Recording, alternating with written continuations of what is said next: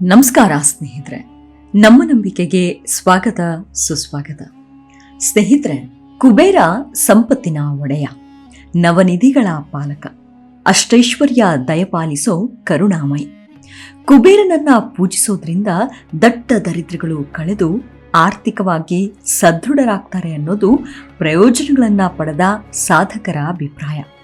ಹಾಗೆ ಕುಬೇರನಿಗೆ ನಿಷ್ಠೆಯಿಂದ ನಡೆದುಕೊಂಡ್ರೆ ಸಕಲವನ್ನು ಕೂಡ ದಯಪಾಲಿಸುತ್ತಾನೆಂಬ ನಂಬಿಕೆ ಅನಾದಿ ಕಾಲದಿಂದಲೂ ನಡೆದುಕೊಂಡು ಬಂದಿರುವ ವಿಚಾರ.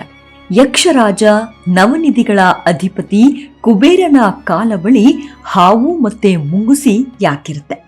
ಅದರಿಂದ ಮನುಕುಲಕ್ಕೆ ಏನಾದ್ರೂ ಒಳಿತಿದೆಯಾ? ಅದರಿಂದ ತಿಳಿದುಕೊಳ್ಳುವ ಗೂಢಾರ್ಥವಾದ್ರೂ ಏನು ಅನ್ನೋದನ್ನ ಈ ಸಂಚಿಕೆಯಲ್ಲಿ ಹೇಳ್ತಾ ಹೋಗ್ತೀನಿ. ಅದಕ್ಕೂ ಮುನ್ನ ನಮ್ಮ ನಂಬಿಕೆಗೆ ನಿಮ್ಮ ಬೆಂಬಲವಿರಲಿ. ಎಲ್ಲಾ ವಿಧದ ತ್ವಚೆಯ ಸಮಸ್ಯೆಗಳಿಗೆ ಧೀಮಹಿ ಪ್ರಾಡಕ್ಟ್ ರಾಮಬಾಣದಂತೆ ಕೆಲಸ ಮಾಡುತ್ತೆ. ಕೇವಲ 3 ದಿನದಲ್ಲೇ ವ್ಯತ್ಯಾಸ ನೋಡ್ತೀರಾ. ಯಾವುದೇ ಅಡ್ಡ ಪರಿಣಾಮಗಳಿಲ್ಲ. ಕೆಮಿಕಲ್ ರಹಿತವಾದ 16 ನೈಸರ್ಗಿಕ ಪದಾರ್ಥಗಳ ಮಿಶ್ರಣದಿಂದ ತಯಾರಾದ 100% ಆರ್ಗ್ಯಾನಿಕ್ ಧೀಮಹಿ ಪ್ರಾಡಕ್ಟ್. ಹೆಚ್ಚಿನ ಮಾಹಿತಿಗಾಗಿ ಕೆಳಕಂಡ ದೂರವಾಣಿಗೆ ಸಂಪರ್ಕಿಸಿ. ಸ್ನೇಹಿತರೆ, ಸಂಪತ್ತಿನ ಅಧಿಪತಿ ಕುಬೇರನ ಆರಾಧನೆಯು ಸನಾತನ ಧರ್ಮದಲ್ಲಿ ಹೆಚ್ಚಿನ ಮಹತ್ವವನ್ನ ಪಡೆದುಕೊಂಡಿದೆ. ಅದರಲ್ಲೂ ಶುಕ್ರವಾರದಂದು ಲಕ್ಷ್ಮೀದೇವಿಯ ಜೊತೆಗೆ ಕುಬೇರನನ್ನ ಪೂಜಿಸುವ ಸಂಪ್ರದಾಯವಿದೆ. ಧಾರ್ಮಿಕ ನಂಬಿಕೆಗಳ ಪ್ರಕಾರ ಕುಬೇರನನ್ನ ಪೂಜಿಸುವವರು ತಮ್ಮ ಮನೆಗಳಲ್ಲಿ ಸುಖ ಸಮೃದ್ಧಿಯಿಂದ ಬಾಳ್ವೆ ನಡೆಸ್ತಾರೆ. ಯಾವುದೇ ಕಷ್ಟಗಳು, ಆರ್ಥಿಕ ಸಮಸ್ಯೆಗಳು ಅವರನ್ನ ಬಾಧಿಸೋದಿಲ್ಲ ಅನ್ನೋ ಮಾತಿದೆ. ಎಷ್ಟು ಖರ್ಚು ಮಾಡ್ತೀವೋ ಅದಕ್ಕಿಂತಲೂ 5 ಪಟ್ಟು ಹಣ ಕೈ ಸೇರುತ್ತಿರುತ್ತೆ. ಅದು ಹೇಗೆ, ಯಾವ ಮೂಲದಿಂದ ಬರುತ್ತೆ ಅನ್ನೋದು ಊಹೆಗೂ ನಿಲುಕದ್ದು. ಶುಕ್ರವಾರ ಅಂದ್ರೆ ಕುಬೇರನಿಗೆ ಬಲು ಪ್ರಿಯ. ಈ ದಿನದಲ್ಲಿ ಸಂಕಲ್ಪ ಮಾಡಿ ಪೂಜಿಸಿ ಮತ್ತು ಪ್ರಾರ್ಥನೆ ಮಾಡುವವರಿಗೆ ಸಕಲವನ್ನ ಕರುಣಿಸುತ್ತಾನೆ ದಯಾಳು. ನೀವು ಕುಬೇರನ ಫೋಟೋವನ್ನು ಅಥವಾ ಯಂತ್ರವನ್ನು ಇಲ್ಲ ವಿಗ್ರಹವನ್ನು ಗಮನಿಸಿದ್ರೆ ಅಲ್ಲಿ ಹಾವು ಮತ್ತೆ ಮುಂಗುಸಿಯ ಚಿತ್ರ ಇದ್ದೇ ಇರುತ್ತೆ. ಬಹುತೇಕರು ಇದನ್ನ ಹಾವು ಮತ್ತೆ ಮುಂಗುಸಿ ನಿಧಿ ಕಾಯುತ್ತಿವೆ, ರಕ್ಷಣೆಗಾಗಿ ನಿಂತಿವೆ ಅಂತಲೇ ಭಾವಿಸೋದಿದೆ. ಆದರೆ ನಿಜವಾದ ಗೂಢಾರ್ಥವೇ ಬೇರೆ. ಹಿಂದೂ ಹಾಗೂ ಬೌದ್ಧ ಪುರಾಣಗಳ ಪ್ರಕಾರ ಸಂಪತ್ತಿನ ಅಧಿಪತಿ ಕುಬೇರನ ಬಳಿ ಇರುವ ಮುಂಗುಸಿ ಅನಂತ ಸಂಪತ್ತು, ಉದಾರತೆ ಮತ್ತು ದುರಾಸೆಯ ನಾಶವನ್ನ ಸಂಕೇತಿಸುತ್ತದೆ. ಮುಂಗುಸಿಯು ಸಂಪತ್ತನ್ನ ಉಗುಳುತ್ತದೆ ಎಂಬ ನಂಬಿಕೆ ಇದೆ. ಅಷ್ಟಕ್ಕೂ ಮುಂಗುಸಿಯ ಕುರಿತಾದ ಧಾರ್ಮಿಕ ಹಾಗೂ ಆಧ್ಯಾತ್ಮಿಕ ನಂಬಿಕೆಯ ಪ್ರಕಾರ ಮುಂಗುಸಿ ಸಂಪತ್ತಿನ ಸಂಕೇತ. ಮುಂಗುಸಿ ಕುಬೇರನ ಬಳಿ ಇರುವ ಅಪಾರ ಸಂಪತ್ತು ಮತ್ತು ಸಮೃದ್ಧಿಯನ್ನ ಪ್ರತಿನಿಧಿಸುತ್ತವೆ. ಪ್ರತಿ ಕ್ಷಣವೂ ರತ್ನಗಳನ್ನ ಹೊರಸೂಸುತ್ತಿರುತ್ತೆ. ಇನ್ನು ಹಾವಿನ ಗೂಢಾರ್ಥವೆಂದ್ರೆ ಅದು ದುರಾಸೆಯ ಸಂಕೇತ. ಹಾವುಗಳು, ಅದರಲ್ಲೂ ನಾಗರ ಹಾವುಗಳು ಸಾಮಾನ್ಯವಾಗಿ ನಿಧಿಯನ್ನ ಕಾವಲು ಕಾಯುವುದು ಮತ್ತು ದುರಾಸೆಯನ್ನ ಸಂಕೇತಿಸುತ್ತವೆ.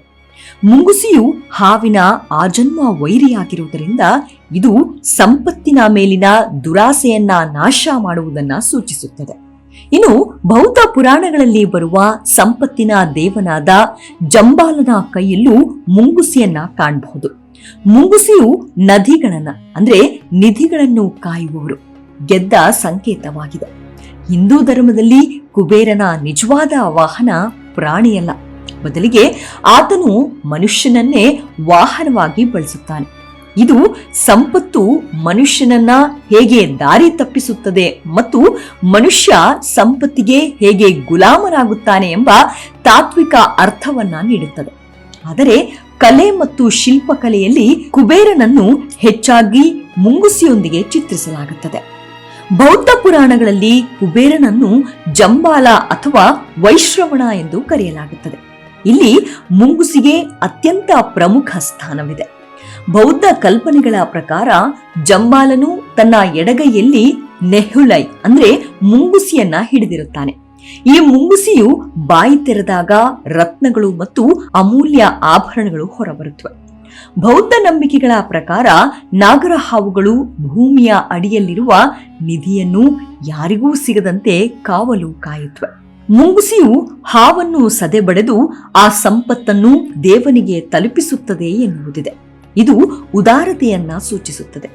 ಆಧ್ಯಾತ್ಮಿಕ ಅರ್ಥದಲ್ಲಿ ಗಮನಿಸಿದ್ರೆ ಮುಂಗುಸಿ ರತ್ನಗಳನ್ನ ಉಗುಳುವುದು ಎಂದರೆ ಭಕ್ತರಿಗೆ ಕೇವಲ ಭೌತಿಕ ಸಂಪತ್ತನ್ನ ನೀಡುವುದಲ್ಲ, ಬದಲಿಗೆ ಆಂತರಿಕ ಜ್ಞಾನ ಮತ್ತು ಆಧ್ಯಾತ್ಮಿಕ ಸಮೃದ್ಧಿಯನ್ನ ಕರುಣಿಸುವುದು ಎಂದರ್ಥ. ಹಿಂದೂ ಧರ್ಮದ ಪುರಾಣಗಳು ಮತ್ತು ಶಿಲ್ಪಕಲೆಯಲ್ಲಿ ಕುಬೇರನ ಜೊತೆ ಮುಂಗುಸಿಯನ್ನ ಸಂಸ್ಕೃತದಲ್ಲಿ ನಕುಲನ ಅರ್ಥವನ್ನ ವಿಭಿನ್ನವಾಗಿ ವಿಶ್ಲೇಷಿಸಲಾಗಿದೆ. ನಿಧಿಗಳು ಅಡಕವಾಗಿರುವ ಸ್ಥಳಗಳಲ್ಲಿ ಮುಂಗುಸಿಗಳು ಬಿಲಗಳನ್ನ ಮಾಡಿಕೊಂಡು ವಾಸಿಸುತ್ತವೆ. ಪುರಾತನ ನಂಬಿಕೆಗಳ ಪ್ರಕಾರ ಭೂಗರ್ಭದಲ್ಲಿ ಅಡಗಿರುವ ಚಿನ್ನ, ಬೆಳ್ಳಿ, ಮುತ್ತು, ರತ್ನಗಳ ನಿಧಿಯನ್ನ ಪತ್ತೆ ಹಚ್ಚುವ ಶಕ್ತಿ ಮುಂಗುಸಿಗಿದೆ. ಆದ್ದರಿಂದ ಮುಂಗುಸಿಯನ್ನ ಸಂಪತ್ತಿನ ಒಡೆಯನೊಂದಿಗೆ ಹೋಲಿಸಲಾಗುತ್ತದೆ. ಕುಬೇರನ ಬಳಿ ಪದ್ಮ, ಮಹಾಪದ್ಮ, ಶಂಖ, ಮಕರ, ಕಚ್ಚಪ್ಪ, ಮುಕುಂದ, ಕುಂದ, ನೀಲ ಮತ್ತು ಖರ್ವ ಎಂಬ ನವನಿಧಿಗಳು ಇವೆ. ಮುಂಗುಸಿಯನ್ನು ಈ ನವನಿಧಿಗಳ ರಕ್ಷಕ ಹಾಗೂ ಸಂಕೇತವಾಗಿ ಚಿತ್ರಕಲೆಗಳಲ್ಲಿ ಬಳಸಲಾಗುತ್ತದೆ. ಹಾವು ಸದಾ ಸಂಪತ್ತನ್ನ ಕಾವಲು ಕಾಯುತ್ತಾ ಯಾರನ್ನೂ ಕೂಡ ಹತ್ತಿರ ಸೇರಿಸುವುದಿಲ್ಲ. ಇದು ಲೋಭ ಮತ್ತು ದುರಾಸೆಯನ್ನ ಸೂಚಿಸುತ್ತೆ. ಮುಂಗುಸಿ ಹಾವನ್ನ ಕೊಲ್ಲುವ ಮೂಲಕ ಮನುಷ್ಯನ ಮನಸ್ಸಿನಲ್ಲಿರುವ ಅತಿಯಾದ ಆಸೆ ಮತ್ತು ಜಿಪುಣತನವನ್ನ ನಾಶಪಡಿಸಿ ಧರ್ಮದ ಹಾದಿಯಲ್ಲಿ ಸಂಪತ್ತನ್ನ ಬಳಸಲು ಪ್ರೇರೇಪಿಸುತ್ತದೆ. ಕುಬೇರನ ವರ್ಣನೆಯೇ ನಿಜಕ್ಕೂ ವಿಭಿನ್ನವೇ. ದೊಡ್ಡ ಹೊಟ್ಟೆ ಇರೋದ್ರಿಂದ ಕುಬೇರನನ್ನು ಲಂಬೋದರ ಅಂತ ಕರೀತಾರೆ. ಇದರರ್ಥ ಇಡೀ ಜಗತ್ತಿನ ಸಂಪತ್ತನ್ನು ತನ್ನಲ್ಲಿ ಅಡಗಿಸಿಕೊಂಡಿದ್ದಾನೆ ಮತ್ತು ಸಮೃದ್ಧಿಯಿಂದ ತೃಪ್ತನಾಗಿದ್ದಾನೆ ಎಂಬುದನ್ನು ಸೂಚಿಸುತ್ತೆ.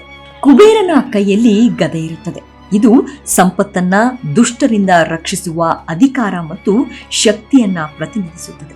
ಇನ್ನು ಕುಬೇರನ ಕೈಯಲ್ಲಿ ದಾಳಿಂಬೆ ಹಣ್ಣು ಹಿಡಿದಿರುವ ಅರ್ಥವೆಂದ್ರೆ ಇದು ಫಲವತ್ತತೆ, ಸಂತಾನ ವೃದ್ಧಿ ಮತ್ತು ಐಶ್ವರ್ಯದ ಸಂಕೇತವೆಂದೇ ಪರಿಗಣಿಸಲಾಗಿದೆ.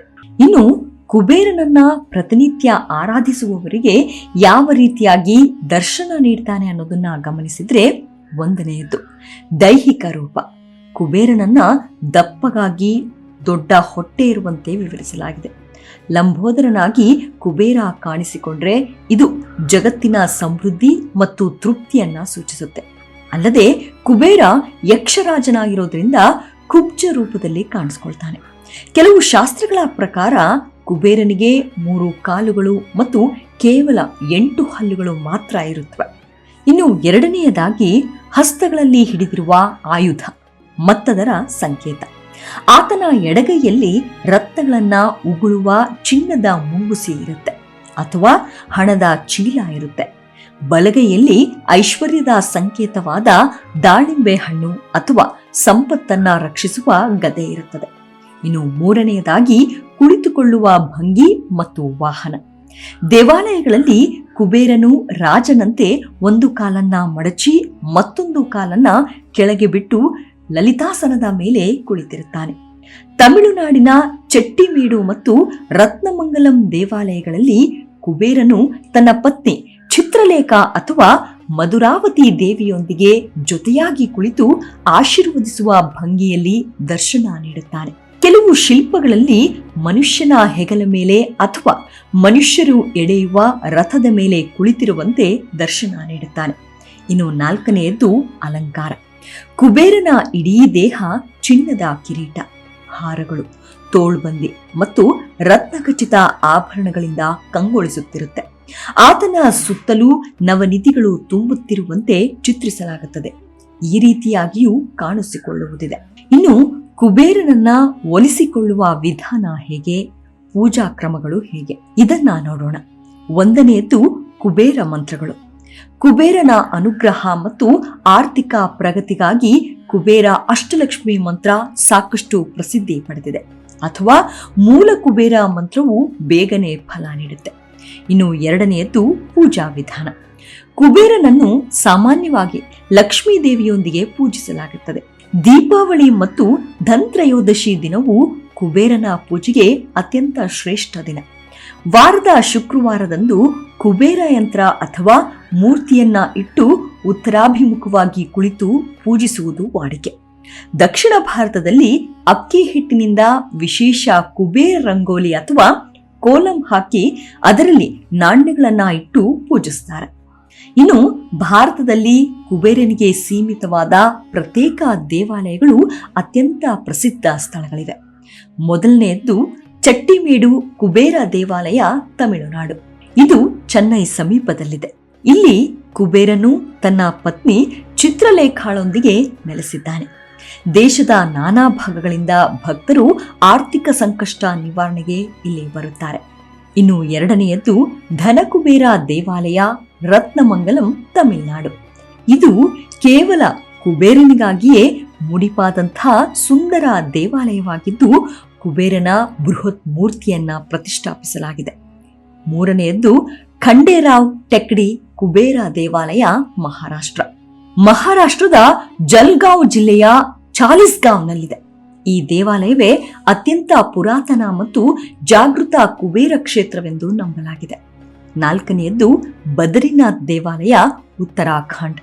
ಇಲ್ಲಿ ಬದರಿ ನಾರಾಯಣನ ಜೊತೆಗೆ ಕುಬೇರನಿಗೂ ಪೂಜೆ ಸಲ್ಲಿಕೆ ಆಗುತ್ತೆ. ಚಳಿಗಾಲದಲ್ಲಿ ಬದರಿನಾಥನ ಉತ್ಸವ ಮೂರ್ತಿಯ ಜೊತೆಗೆ ಕುಬೇರನ ಮೂರ್ತಿಯನ್ನ ತರಲಾಗುತ್ತದೆ. ಇನ್ನು ಕುಬೇರ ದೇವನಿಗೆ ಪ್ರಿಯವಾದ ವಿಶೇಷ ನೈವೇದ್ಯಗಳೆಂದರೆ ಕುಬೇರ ಹಳದಿ ಬಣ್ಣದ ಪ್ರಿಯ. ಆದ್ದರಿಂದ ಕೇಸರಿ ಬಾತ್, ಬೂಂದಿ ಲಾಡು ಅಥವಾ ಮೈಸೂರು ಪಾಕ್ ನೈವೇದ್ಯ ಮಾಡಬಹುದು. ಅದರಲ್ಲಿ ಹಾಲು, ಮೊಸರು, ತುಪ್ಪ, ಜೇನುತುಪ್ಪ ಮತ್ತು ಸಕ್ಕರೆ ಸೇರಿಸಿದ ಪಂಚಾಮೃತ ಅಭಿಷೇಕ ಹಾಗೆ ನೈವೇದ್ಯ ಪ್ರಮುಖವಾದದ್ದು. ಹಣ್ಣುಗಳಲ್ಲಿ ದಾಳಿಂಬೆ ಅಂದ್ರೆ ಐಶ್ವರ್ಯದ ಸಂಕೇತ ಮತ್ತು ಏಲಕ್ಕಿ ಬಾಳೆಹಣ್ಣುಗಳನ್ನ ಅರ್ಪಿಸಲಾಗುತ್ತದೆ. ಹಾಲಿನಲ್ಲಿ ಮಾಡಿದ ಅಕ್ಕಿ ಪಾಯಸ ಅಥವಾ ಸಬ್ಬಕ್ಕಿ ಪಾಯಸವನ್ನು ನೈವೇದ್ಯ ಮಾಡುವುದು ವಾಡಿಕೆ.